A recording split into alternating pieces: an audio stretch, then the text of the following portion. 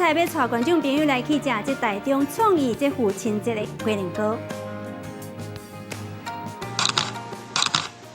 京期林麦仔酒拍麻雀，倒一款造型上有老爸的香咧。中部的餐厅业者咧激头壳，要来做上有老爸气口的鸡卵糕。这间饭店的点心档，以心中仰望的巨人来做概念，一边要来设2款。一个是结合这个撇足茶巧克力的慕斯的这个新思，这适合稳重点阵的老爸。